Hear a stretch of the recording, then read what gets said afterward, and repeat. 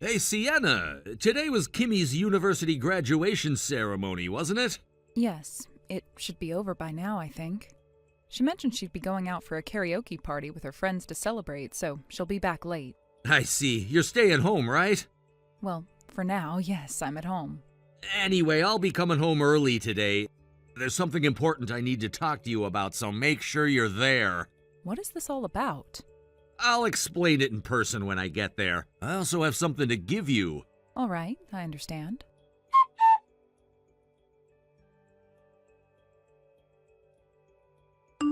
Mom, sorry for the late update. The graduation ceremony went smoothly, and I just arrived at a karaoke place with my university friends. Good job, Kimmy.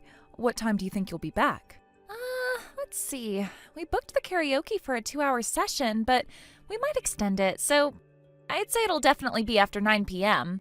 Do you need me to pick you up? Are you sure you know the way back? No worries. A friend who knows our situation is heading in the same direction, so we decided to share a taxi. As long as I give the driver the address, it'll be fine. Besides, you're busy tonight, aren't you? I can handle myself, so don't worry about me and focus on your stuff. All right, I got it, thanks. By the way, how's everything going on your end? Well, you know, your dad called and said he has something to discuss when he gets back. I mean, I have a good idea of what it's about, but it's just such a hassle. Oh, yeah, I get that. But hey, maybe it's a good thing. Saves you the trouble in a way, right?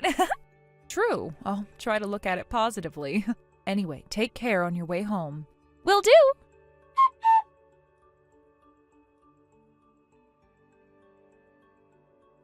Sienna?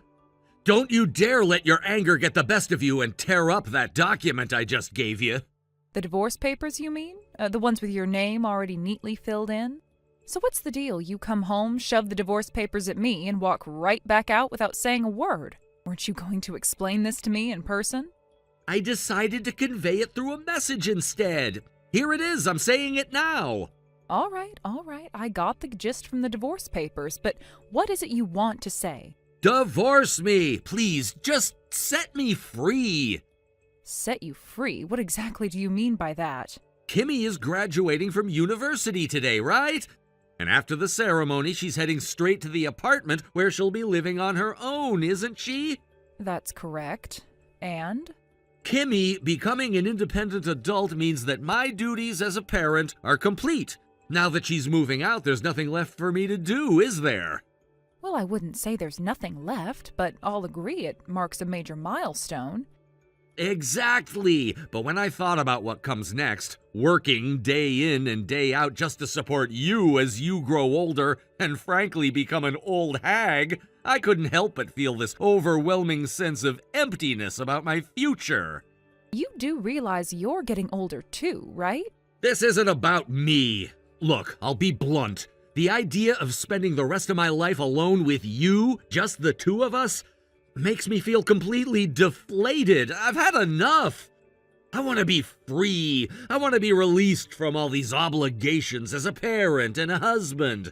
In other words, Kimmy is moving out, so you can stop being a mother too.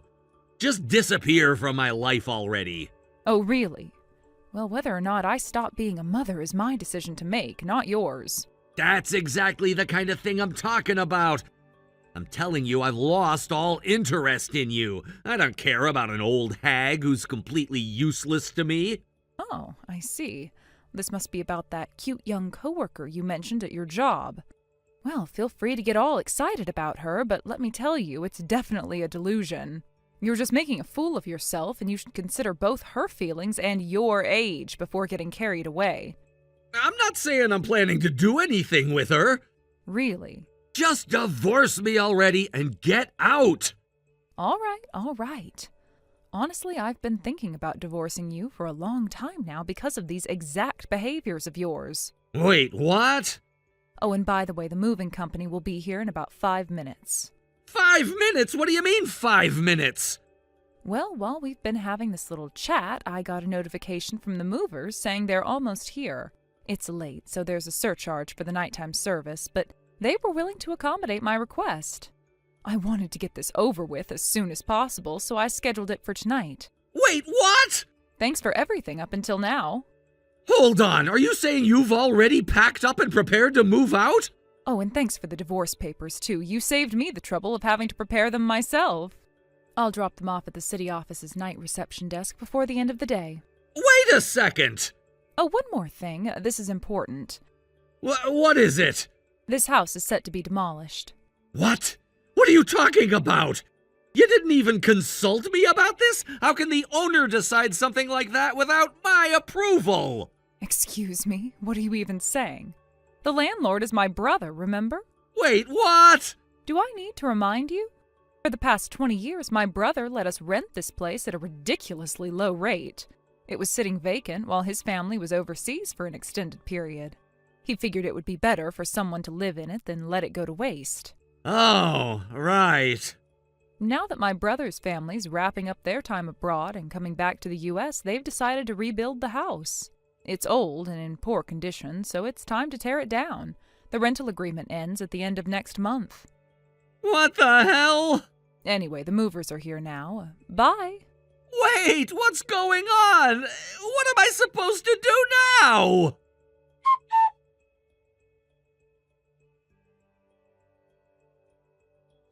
Mom, the karaoke competition is over, so I'm about to hop in a taxi and head to my new place.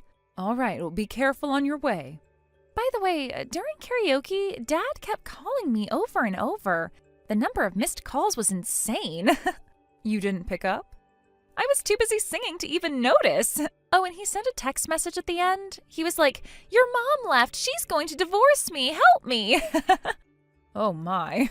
The nerve of him, especially after handing me the divorce papers himself. Unbelievable. Anyway, I did leave him on red and didn't reply. Good call. Oh, just so you know, the divorce papers have already been submitted to the night reception desk at City Hall. Got it. All right, I'm going to start unpacking the basics. You've already finished moving all your stuff? Yes, I tried to minimize my belongings, and since it's only a 20-minute drive from the old house, it didn't take long. Gotcha. Well, I'll see you later then. All right, be safe.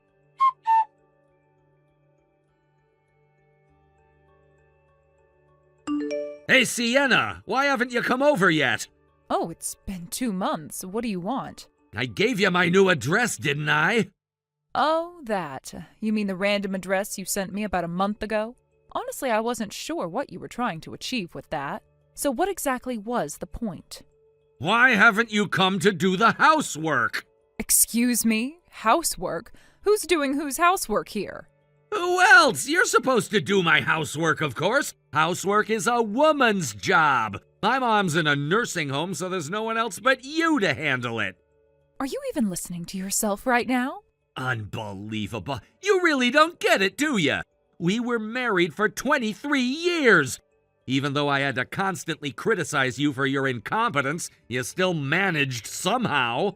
And now, just because we're divorced, you've suddenly forgotten everything? I'll retrain you if I have to. Starting tomorrow, I expect you here every day. Wow. Are you feeling okay, like mentally? What? Asking your ex-wife, an entirely unrelated person now, to come do housework for your home? Do you hear how ridiculous that sounds? What are you talking about? And retrain me? Oh, that's one of the most disrespectful things I've ever heard. Let me remind you, when we were married, despite us both working full-time jobs, you dumped all the housework and childcare on me while you sat back and criticized everything I did. You were the textbook definition of all talk, no action. And you think you were in any position to critique me? Who are you calling useless?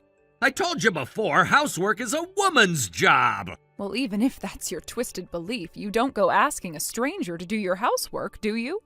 But you're not a stranger. You were my wife. Was your wife, past tense. Now I'm your ex-wife, which makes me just another person in the world.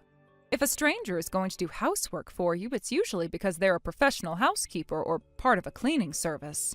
That's literally their job. And let me make this crystal clear. I am neither your housekeeper nor your servant. I have no obligation or intention to do anything for you. Fine. If that's the way it's gonna be, I'll just ask Kimmy instead. As her father, I'll tell her it's part of her training to be a proper wife someday. She'll jump at the opportunity, thinking it's a good life lesson. Yeah, good luck with that. I wouldn't get my hopes up if I were you.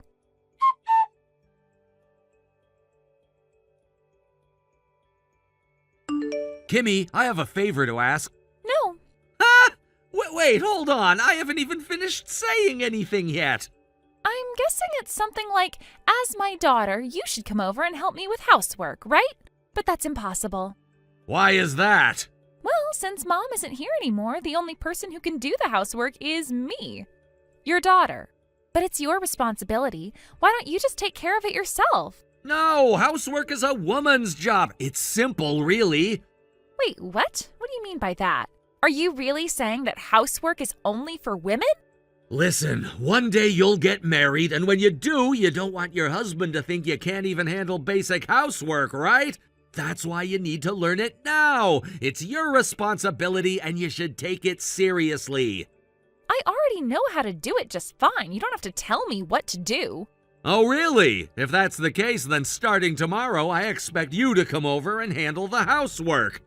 That shouldn't be a problem, right? I'm saying no. Do you even remember that I'm an adult now and have my own life to take care of? It's not that big of a deal. You could just swing by after work, do a bit of cleaning, prepare a meal for me. The apartment I'm living in now is just one bedroom and the dining room and kitchen, so it's smaller and easier to clean. Plus, cooking for just me won't take that long, and it's not nearly as difficult as when we lived in a big house before. If you think it's so easy, then why don't you do it yourself? Well, that's because I don't have time for it. And besides, it's not as easy as you think. And yet you think I should just drop everything and help you? It's physically impossible. Physically impossible? What do you mean by that? The thing is, the company's new employee training is almost over, and I've been assigned to a branch office in a completely different region. So I'm going to be moving far away soon. Wait, didn't you just start living alone in that apartment near your work? That was only temporary. The company provided it for me as an accommodation during my training period. But now that my placement's been finalized, I'll be moving to a different city. So, you're moving even farther away now? Yes, that's right. And just so you know, I'm bringing Mom with me too. What? Why are you taking Mom with you? Well, Mom's job is working as a handmade artist, which means she can work from home. And since she's single now, she doesn't have to worry about finding a place to live, so it's easy for her to move. Plus, she doesn't mind at all. I don't get it. Why does she have to go with you? The main reason is that I don't want to be bothered by Dad asking me to get remarried or pressuring me to take care of him. It's easier to just take Mom along with me. That way I won't have to deal with any of his nonsense. Wait a minute. No, that's not what I was saying. Oh, so I'm right, huh? No, that's not what I meant. Anyway, we've made up our minds. We're not going to take care of you anymore. We've had enough of you, especially since you don't even appreciate the value of having someone to help with the housework. Neither Mom nor I will lift a finger for you anymore. Kimmy! But at least, could you please help me out and clean up my place a bit? I don't even know how to take out the trash, and the place is such a mess that you can't even see the floor anymore. Maybe you should just drown in your own pigsty forever. Goodbye.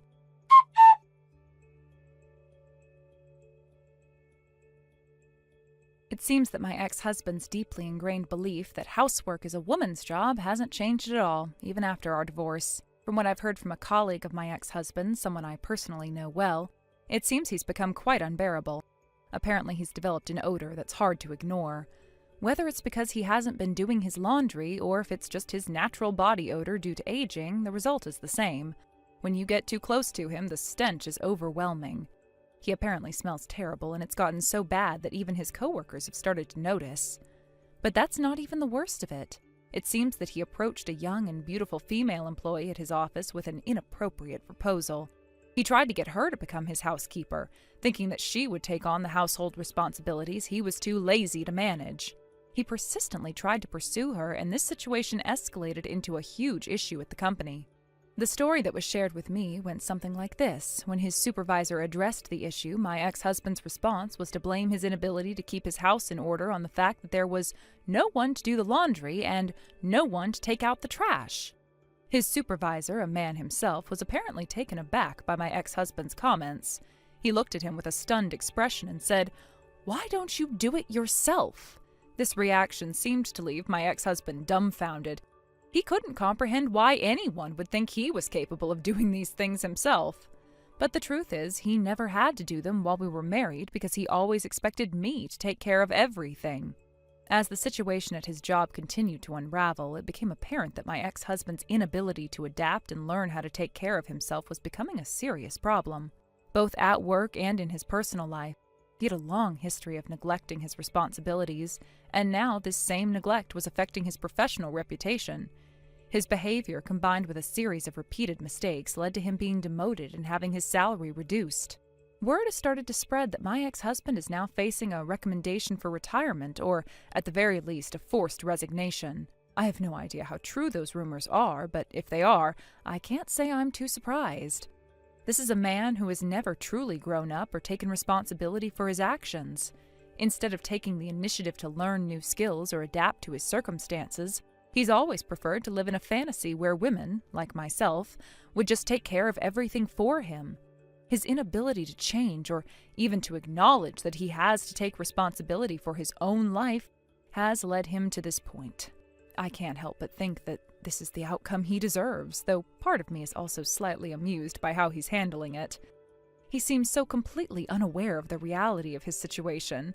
For someone who always wanted to appear as if he had everything under control, it's rather amusing to see him fail in such spectacular fashion. The man who used to criticize me for not doing enough in our marriage is now being confronted with the consequences of his actions, and it's clear he has no idea how to fix it. The whole situation has caused me to reflect on just how much he took me, and others, for granted during our marriage. His sense of entitlement, particularly towards household chores, was beyond belief. It wasn't just about laundry or cooking, it was about his expectation that I should shoulder all of the responsibilities that came with managing our home, without any real recognition of the hard work that went into it.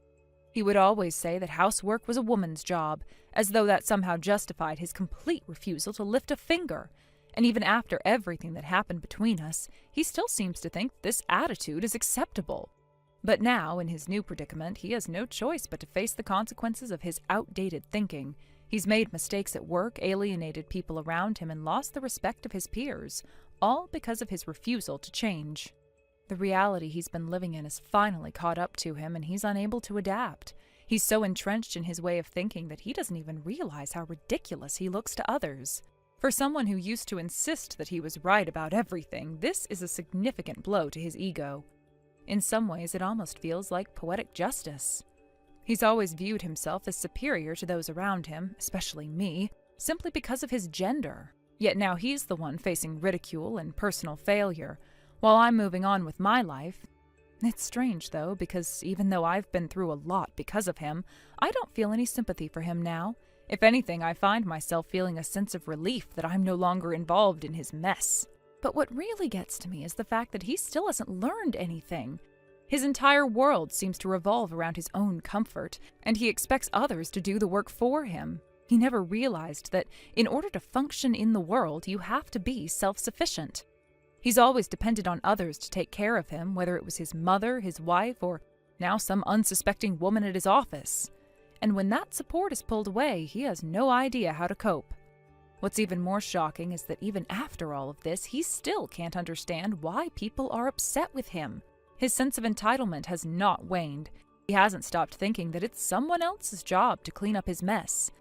This is the same man who for years would criticize me for the smallest things while never once lifting a finger to help.